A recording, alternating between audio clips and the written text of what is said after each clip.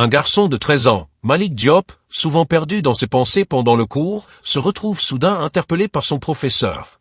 Contraint de se lever, il se retrouve face à une équation de mathématiques bien au-delà de son niveau scolaire. Ses camarades, entre moquerie et regards sceptiques, le fixent avec méfiance. Ce qu'ils ignorent, c'est que le garçon devant le tableau est un génie des mathématiques dissimulées. Les rayons dorés du soleil de midi illuminaient le sol de linoléum de l'école Riverside. C'était le début de l'automne à Atlanta, en Géorgie, et une brise douce entrait par une fenêtre entr'ouverte, apportant une odeur légère de feuilles tombées. Dans la salle de classe, un bourdonnement constant résonnait, le froissement de feuilles, le grincement des chaises et les discussions à voix basse des élèves. La salle 302 ne faisait pas l'exception. L'énergie adolescente emplissait l'espace tandis que les élèves prenaient place pour leur cours de mathématiques de 8e année. Au fond de la pièce, près de la fenêtre, Malik Diop, un jeune garçon à la peau d'ébène, s'installa à son siège habituel. Âgé de 13 ans, Malik avait une présence discrète, presque invisible, qui lui permettait de se fondre dans le décor. Son regard s'attardait souvent au-delà des murs de la salle de classe, vers le monde extérieur. Appuyé contre sa table, son bras formant un repose-tête, Malik semblait hypnotisé par le spectacle de quelques arbres remuant légèrement sous la brise et d'un oiseau sautillant le long d'une clôture. Il n'était pas inattentif par choix. Au contraire, son esprit, vif et curieux, dépassait souvent le rythme imposé par les cours. Les chiffres et les équations l'avaient toujours fasciné, mais le caractère répétitif des exercices scolaires et la lenteur des leçons le laissaient indifférent.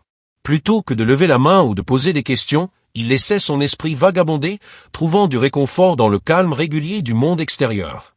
Pourtant, son cahier, presque vide dans les pages assignées, était orné de marges remplies d'équations avancées et de solutions qu'il s'était lui-même lancées comme défis. C'étaient ses petits secrets, des énigmes qu'il aimait résoudre pour le plaisir. À l'avant de la classe, Madame Jacqueline Alston observait ses élèves prendre place, les bras croisés. Enseignante stricte avec des décennies d'expérience, elle était connue pour son franc-parler et ses attentes élevées. Toujours impeccable, vêtue d'un blazer parfaitement ajusté et d'un chignon soigné, elle imposait une autorité naturelle. Madame Alston était fière de détecter le potentiel chez ses élèves et n'hésitait pas à les pousser à donner le meilleur d'eux-mêmes.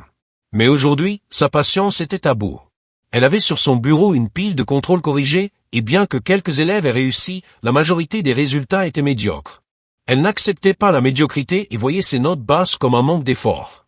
Serrant la pile de feuilles, elle commença à appeler les noms un par un, remettant les tests avec des commentaires brefs. « C'est bien, disait-elle à certains, ou encore, tu dois réviser davantage à d'autres. » Lorsqu'elle atteignit le bureau de Malik, elle s'arrêta un instant. La copie portait un grand 100% rouge encerclé en haut de la page. Ce n'était pas la première fois que Malik excellait à un contrôle, mais son apparente désinvolture en classe la frustrait profondément. Elle posa la feuille devant lui sans mot dire, ses lèvres se crispant en une fine ligne, avant de se détourner et de retourner à l'avant de la classe. « Écoutez-moi bien, dit-elle d'une voix claire et autoritaire, mettant fin au bavardage.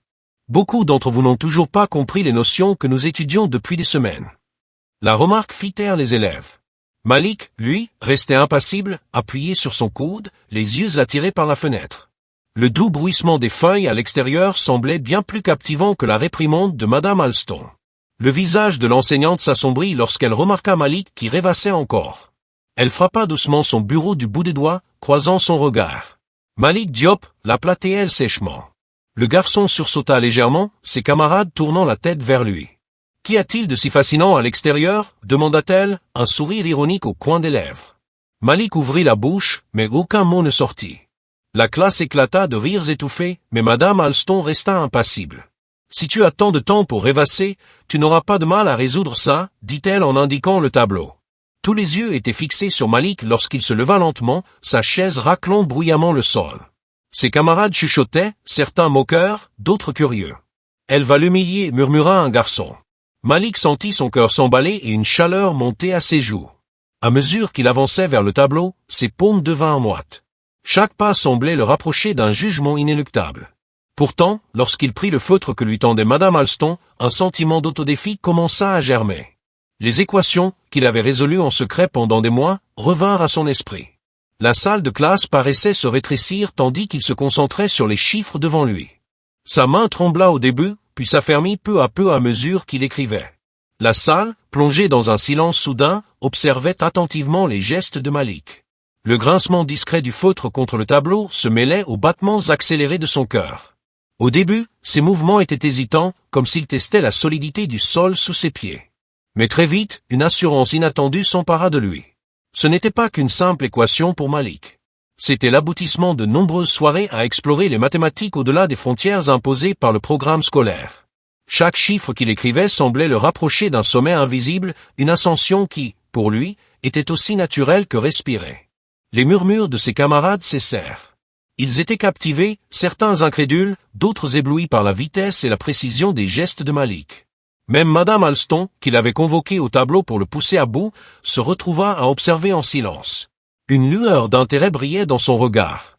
Elle n'avait pas imaginé que le garçon silencieux et rêveur, toujours assis près de la fenêtre, puisse montrer une telle maîtrise.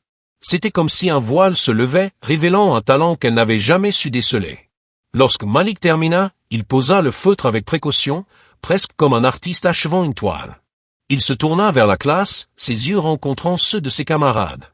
Le silence qui suivit était plus éloquent que n'importe quelle parole. Ses camarades, d'abord interloqués, échangèrent des regards d'étonnement. Puis, doucement, quelques applaudissements timides éclatèrent.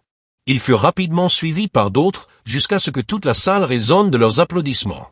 Malik sentit ses joues rougir à nouveau, mais cette fois, c'était de fierté. Madame Alston s'approcha du tableau, étudiant les lignes d'équation avec un mélange d'étonnement et d'admiration. « Tout est correct », déclara-t-elle enfin, sa voix empreinte d'un respect inhabituel. Ce moment marqua un tournant, non seulement pour Malik, mais aussi pour le reste de la classe. Ce jour-là, les élèves cessèrent de voir en lui un simple garçon silencieux. Ils commencèrent à le voir pour ce qu'il était, un jeune prodige qui, même dans l'ombre, brillait d'un éclat singulier. Quand la cloche sonna, Malik retourna à son siège, ses pensées toujours en ébullition. Son esprit était déjà à moitié perdu dans de nouveaux problèmes à résoudre. Mais cette fois, il ne s'agissait pas uniquement de chiffres. Pour la première fois, Malik se demandait ce que son talent pouvait signifier pour son avenir. De retour chez lui ce soir-là, il ouvrit son cahier à une page vierge. Sous la lumière tamisée de la cuisine, il traça des équations, mais aussi des mots. Des idées. Des ambitions. Il se demanda à quoi pourrait ressembler un avenir où ses compétences ne seraient plus cachées dans les marges. Malik comprenait désormais que son don ne devait pas rester un secret. Ce qu'il avait accompli ce jour-là au tableau n'était que le début. Le début d'un chemin qu'il ne pouvait plus ignorer. Les chiffres avaient toujours été sa langue maternelle, mais aujourd'hui, il avait appris à parler cette langue devant les autres. Le monde extérieur ne lui paraissait plus aussi distant ni intimidant. Un pas après l'autre, une équation après l'autre, Malik se sentait prêt à aller là où ses capacités pourraient le mener. Dans les jours qui suivirent, la dynamique en classe changea subtilement mais profondément. Malik, qui avait toujours préféré rester en retrait, découvrit qu'il ne pouvait plus se cacher aussi facilement. Ses camarades, habituellement indifférents, s'approchaient désormais de lui avec curiosité. Certains lui demandaient timidement de l'aide pour leurs devoirs, tandis que d'autres l'abordaient simplement pour le féliciter. À chaque compliment ou remerciement, Malik sentait une chaleur nouvelle s'installer en lui, une reconnaissance qui lui était étrangère jusque-là. Il répondait toujours avec modestie, mais au fond de lui, une nouvelle confiance commençait à éclore. Madame Alston, de son côté, semblait avoir également changé de perspective. Lorsqu'elle parlait à Malik, son ton n'était plus teinté d'impatience ou de frustration. Elle posait des questions, l'encourageait à partager ses idées et même, à l'occasion, à expliquer certaines solutions devant la classe. Ce qui aurait autrefois paralysé Malik devenait maintenant un défi qu'il relevait avec un mélange d'appréhension et de satisfaction. À mesure que les semaines passaient, ses explications devenaient plus claires, plus assurées. Ses camarades, qui autrefois ne lui prêtaient aucune attention, étaient désormais captivés par ses démonstrations. Un jour, après un cours particulièrement animé où Malik avait aidé plusieurs élèves à comprendre un problème complexe, Madame Alston lui demanda de rester un moment.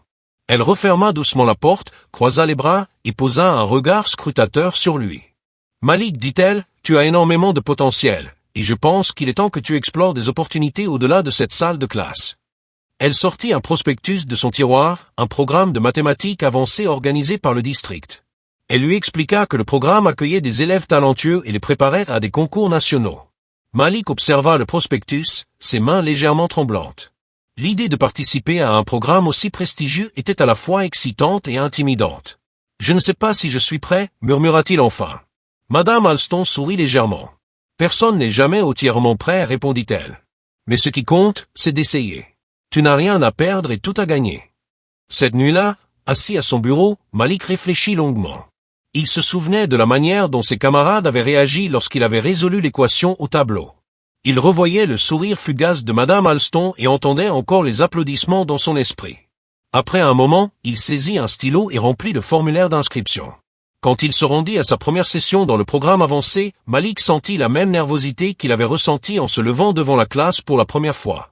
La salle était différente, plus lumineuse, plus spacieuse et remplie d'élèves qui semblaient déjà à l'aise avec des concepts complexes. Pourtant, dès que la leçon commença, Malik se sentit à sa place.